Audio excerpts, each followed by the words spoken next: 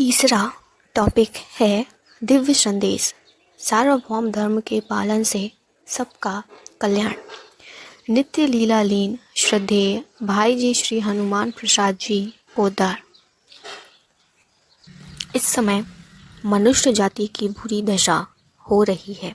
पार्थिव प्रलोभनों की अधिकता से अभाव और अशांति की आग धधक उठी है। इसी जड़ भोग विलास की प्रबलता से धार्मिक जगत में भी अंदर ही अंदर बड़ा अनर्थ होने लगा है। धर्म के नाम पर आज जगत में जिस दानवी लीला का तांडव नृत्य हो रहा है उसे देखकर कलेजा कांप उठता है। परमात्मा पर विश्वास रखकर संसार में लोक हितार्थ अपना कर्तव्य कर्म करने वालों की संख्या कम हो रही है। परस्पर एक दूसरे का सर्वस्व अंत करने के लिए जातियां और राष्ट्र अपना अपना दृढ़ संगठन कर रहे हैं तथा वे अपने सुसंगठित साधनों द्वारा दूसरों की स्वाभाविक उन्नति के मार्ग में रोड़े अटकाकर उन्हें गिराने और पददलित करने की घृणित चेष्टा कर रहे हैं। दंभपूर्ण आसुरी संपत्ति का विकास हो चला है। विषयासक्ति और कामना ने मनुष्य के ज्ञान को ढककर उसे अपने मनुष्यत्व के पद से गिराने का प्रयत्न आरंभ कर दिया है। सभ्यता की बाह्य सुंदरता से दंभ, व्याभिचार, मिथ्या अभिमान और हिंसा प्रतिहिंसा आदि दुर्गुण उत्पन्न और क्रमशः उन्नत होकर जगत की मनुष्य जाति को आध्यात्मिक आत्महत्या करने के लिए प्रोत्साहित कर रहे हैं। सर्वव्यापी, सर्वप्रिय, सर्वमय और सर्वसद सर्वधन परमात्मा का आसन छोटा करके उसे एक छोटी सी संकुचित सीमा के अंदर रखने की व्यर्थ चेष्टा करके एक धर्म नामधारी दूसरे प्रतिपक्षी धर्म नामधारी के उस धर्म के नाम का नाश कर अपने धर्म के नाम की निरर्थक उन्नति करना चाहता है। धर्म के नाम पर आज ढोंग और दंभ का पार नहीं रहा है। परमात्मा को, उसके नाम को और उसके दिव्य धर्म को भुलाकर जगत आज ऊपर की बातों में ही लड़ रहा है। इसीलिए ना तो आज धर्म की उन्नति होती है और ना कोई सुख का साधन ही दिखता है। लोग समझते हैं कि ईश्वर केवल उनके निर्देश किए हुए स्थान और नियमों में ही आबद्ध है, अन्य सब जगह तो उसका अभाव ही है। ऐसी स्थिति में मनुष्य जाति के कल्याण के लिए कुछ ऐसी बातें होनी चाहिए जिन पर अमल करने से सबका कल्याण हो सकता है। इसी उद्देश्य की पूर्ति के लिए निम्नलिखित 7 बातें दिव्य संदेश के रूप में आप लोगों के सम्मुख रखी जाती हैं। इनका पालन ईश्वरवादी मात्र कर सकते हैं और यह जोर के साथ कहा जा सकता है कि इनका पालन करने से उनका परम कल्याण होने में कोई संदेह नहीं है। ये 7 बातें इस प्रकार है। पहली, ईश्वर के नाम का जप, स्मरण और कीर्तन करना चाहिए। दूसरी, ईश्वर के नाम का सहारा लेकर पाप नहीं करना चाहिए। जो लोग ईश्वर के नाम की ओट में पाप करते हैं वे बड़ा अपराध करते हैं। तीसरी में पहली बात है, ईश्वर के नाम का साधन कर उसके बदले में संसार के भोगों की कामना नहीं करनी चाहिए। दूसरी, ईश्वर के नाम साधन रूपी धन का उपयोग पाप नाश के कार्य में भी नहीं करना चाहिए। चौथी बात है, ईश्वर के नाम को परम प्रिय मानकर उसका उपयोग उसी के लिए करना चाहिए। पांचवी बात, दंभ नहीं करना चाहिए। दंभ से भगवान अप्रसन्न होते हैं। दंभिक की बुरी गति होती है। छठवीं, सच्चे ईश्वर भक्त सदाचार परायण कर्तव्यशील होने के लिए गीता धर्म का आश्रय लेना चाहिए। सातवीं, दूसरे के धर्म की निंदा या तिरस्कार नहीं करना चाहिए। ऐसे झगड़ों से सच्चे सुख के साधक को बड़ा नुकसान होता है। अब इन 7 बातों का अलग अलग विवेचन कीजिए। पहला, जगत के ईश्वरवादी मात्र ईश्वर के नाम को मानते हैं। भगवान के नाम से उसके स्वरूप की, गुणों की, महिमा की, दया की और प्रेम की स्मृति होती है। जैसे सूर्य के उदय मात्र से जगत के सारे अंधकार का नाश हो जाता है, वैसे ही भगवान नाम के स्मरण और कीर्तन मात्र से ही समस्त दुर्गुण और पापों का समूह तत्काल नष्ट हो जाता है। जिनके यहाँ परमात्मा जिस नाम से पुकारा जाता है वह उसी नाम को ग्रहण करे, इसमें कोई आपत्ति नहीं। दूसरी, परंतु परमात्मा का नाम लेने में लोग कई जगह बड़ी भूल कर बैठते हैं। भोग आसक्ति और अज्ञान से उनकी ऐसी समझ हो जाती है कि हम भगवान नाम का साधन करते ही हैं और नाम से पाप नाश होता ही है, इसीलिए पाप करने में कोई आपत्ति नहीं है। यूँ समझकर वे पापों को छोड़ना तो दूर रहा, भगवान के नाम की ओट या उसका सहारा लेकर पाप करने लगते हैं। एक मुकदमेबाज एक नाम प्रेमी भक्त को गवाह बनाकर अदालत में ले गया। उससे कहा कि देखो, मैं जो कुछ तुमसे कहूँ हकीम के पूछने पर वही बात कह देना। गवाह ने समझा कि यह मुझसे सच्ची ही बात कहने को कहेगा, पर उसकी बात सुनने पर पता लगा कि वह झूठ कहलाना चाहता है। इससे उसने कहा कि भाई, मैं झूठी गवाही नहीं दूंगा। मुकदमेबाज ने कहा कि इसमें आपत्ति ही कौन सी है? क्या तुम नहीं जानते कि भगवान के नाम से पापों का नाश होता है? तुम तो नित्य भगवान का नाम लेते ही हो, भक्त हो, जरा से झूठ से क्या बिगड़ेगा? एक ईश्वर के नाम में पाप नाश की जितनी शक्ति है उतनी मनुष्य में पाप करने की नहीं है। मैं तो काम पड़ने पर यूं ही कर लिया करता हूँ। उसने कहा, भाई, मुझसे यह काम नहीं होगा, तुम करते हो तो तुम्हारी मर्जी। तात्पर्य यह है कि इस प्रकार परमात्मा के नाम या उसकी प्रार्थना के भरोसे जो लोग पाप को आश्रय देते हैं वे बड़ा अपराध करते हैं। वे तो पाप करने में भगवान के नाम को साधन बनाते हैं, नाम लेकर बदले में पाप खरीदना चाहते हैं। ऐसे लोगों की दुर्गति नहीं होगी तो और किसकी होगी? तीसरी बात जो थी उसका पहला पॉइंट है, कुछ लोग जो संसार के पदार्थों की कामना वाले हैं वे भी बड़ी भूल करते हैं। वे भगवान का नाम लेकर उसके बदले में भगवान से धन संपत्ति, पुत्र परिवार, मान बढ़ाई आदि चाहते हैं। वास्तव में वे भी भगवान नाम का महात्म्य नहीं जानते। जिस भगवान नाम के प्रताप से उस राजेश्वर के अखंड राज्य का एकाधिपत्य मिलता हो, उस नाम को क्षण भंगुर और अनित्य तुच्छ भोगों की प्राप्ति कार्य में खो देना मूर्खता नहीं तो क्या है? संसार के भोग आने और जाने वाले हैं, सदा ठहरते नहीं। प्रत्येक भोग दुख मिश्रित है। ऐसे भोगों के आने जाने में वास्तव में हानि ही क्या है?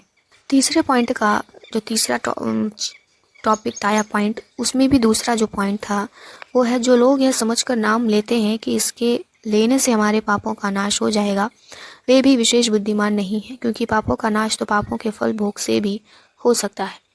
जिस ईश्वर के नाम से वह प्रियतम परमात्मा प्रसन्न होता है, जो नाम प्रियतम की प्रीति का निदर्शन है, उसे पाप नाश करने में लगाना क्या भूल नहीं है? वास्तव में ऐसा करने वाले भगवान नाम का पूरा महात्म्य नहीं जानते। क्या सूर्य को कहना पड़ता है कि तुम अंधेरे का नाश कर दो? उसके उदय होने पर तो अंधकार के लिए कोई स्थान ही नहीं रह जाता। चौथी बात है, भगवान का नाम भगवत प्रेम के लिए ही लेना चाहिए, भगवान मिले या ना मिले, परंतु उनके नाम की विस्मृति ना हो। प्रेमी अपने प्रेमी के मिलन से इतना प्रसन्न नहीं होता जितना उसकी नित्य स्मृति से होता है। यदि उसके मिल जाने पर कहीं उसकी स्मृति छूट जाती हो तो वह यही चाहेगा कि ईश्वर भले ही ना मिले परंतु उसकी स्मृति उत्तरोत्तर बढ़े, उसका नाश ना हो। यही विशुद्ध प्रेम है। पांचवी बात है, नाम साधन में कहीं कृत्रिमता ना आ जाए। वास्तव में आजकल जगत में दिखावटी दम बहुत बढ़ गया है। बड़े बड़े धर्म के उपदेशक ना मालूम किस सांसारिक स्वार्थ को लेकर कौन सी बात कहते हैं, इस बात का पता लगाना कठिन हो जाता है। इस दम्भ के दोष से सबको बचना चाहिए। दम्भ कहते हैं बगुला भक्ति को। अंदर जो बात ना हो और ऊपर से मान बढ़ाई प्राप्त करने या किसी कार्य विशेष की सिद्धि के लिए दिखलाई जाए, वही दम्भ है। दम्भी मनुष्य भगवान को धोखा देने का व्यर्थ प्रयत्न कर स्वयं बड़ा धोखा खाता है। भगवान तो सर्वदर्शी होने से धोखा खाते नहीं। वह धूर्त जो जगत को बुलावे में डालकर अपना मतलब सिद्ध करना चाहता है, स्वयं गिर जाता है। पाप उसके चिर संगी बन जाते हैं, पापों से उसकी घृणा निकल जाती है। ऐसे मनुष्य को धर्म का परम तत्व, जिसे परमात्मा का मिलन कहते हैं, कैसे प्राप्त हो सकता है? अतएव इस भयंकर दोष से सर्वथा बचना चाहिए। छठवीं बात है, इन सब बातों को जानकर ईश्वर का तत्व समझने और तदनुसार जगत में कर्म करने के लिए राह बतलाने वाला कोई सार्वभौम ग्रंथ चाहिए, या ऐसा कोई उपादेश सिद्ध मार्ग चाहिए जिस पर आरूढ़ होते ही ठीक ठिकाने से अपने लक्ष्य तक पहुंचा जा सके। हिंदुओं की दृष्टि से ऐसे 4 ग्रंथों के नाम बतलाए जा सकते हैं जो कल्याण के मार्गदर्शक का बड़ा अच्छा काम दे सकते हैं। पहला उपनिषद, दूसरा श्रीमद् भगवद गीता, तीसरा भागवत और चौथा तुलसीदास जी का रामचरितमानस। उपनिषदों में प्रधानता ईश, केन आदि 10 उपनिषदों को समझना चाहिए। ये ऐसे ग्रंथ हैं कि जो मनुष्य मात्र को असली लक्ष्य तक पहुंचा सकते हैं। उपनिषदों की और गीता की प्रशंसा आज जगत कर रहा है। पश्चात जगत के भी बड़े बड़े तत्वज्ञ विद्वानों ने उपनिषद और गीता धर्म को सार्वभौम धर्म माना है। यदि इन चारों का अध्ययन ना हो सके तो इन चारों में एक छोटा सा किंतु बड़ा ही उपादेय ग्रंथ गीता है, जिसे हम सबके काम की चीज कह सकते हैं। उसी का अध्ययन करना चाहिए। गीता का अनुवाद अनेक भाषाओं में हो चुका है। यह सार्वभौम ग्रंथ है। जिसको किसी ग्रंथ विशेष का अध्ययन ना करना हो वह गीता धर्म को ही अपना मार्गदर्शक बना सकता है। गीता धर्म का अर्थ संक्षेप में इन शब्दों में किया जा सकता है। पहला, सब कुछ भगवान का समझकर सिद्धि असिद्धि में संभाव रखते हुए आसक्ति और फल की इच्छा का त्याग कर भगवत आज्ञा अनुसार केवल भगवान के लिए ही समस्त कर्मों का आचरण करना तथा श्रद्धा भक्ति पूर्वक मन, वाणी और शरीर से सब प्रकार भगवान के शरण होकर उनके नाम, गुण और प्रभाव युक्त स्वरूप का निरंतर चिंतन करना। अथवा संपूर्ण पदार्थ मृग तृष्णा के जल की भांति अथवा स्वप्न के संसार की भांति मायामय होने के कारण माया के कार्य रूप संपूर्ण गुण ही गुणों में बरतते हैं। ऐसा समझकर मन, इंद्रिय और शरीर द्वारा होने वाले समस्त कर्मों में कर्तृत्वाभिमान से रहित होकर सर्वव्यापी सच्चिदानंद घन परमात्मा के स्वरूप में एक ही भाव से नित्य स्थित रहना, जिसमें एक सच्चिदानंद घन परमात्मा के अतिरिक्त अन्य किसी के भी अस्तित्व का भाव ना रह जाए। यही गीता का निष्काम कर्मयोग और सांख्य योग है। यही सार्वभौम धर्म है। इसके पालन में सभी वर्ण और सभी जातियों का समान अधिकार है। इसीलिए किसी दूसरे के धर्म पर किसी प्रकार का आक्षेप ना कर ईर्ष्या, वैमनस्य और प्रतिहिंसा आदि कुभावों को परित्याग कर संसार में सबको सुख पहुंचाते हुए विचरना चाहिए। जो लोग अपने धर्म को पूर्ण बताकर दूसरे के धर्म की अपूर्णता सिद्ध करते हैं वे वास्तव में परमात्मा के तत्व को नहीं जानते। यदि मैं एक धर्म का विरोध करता हूँ, उस धर्म को भला बुरा कहता हूँ, तो दूसरे के द्वारा मुझे अपने धर्म के लिए भी वैसे ही अपशब्द सुनने पड़ते हैं।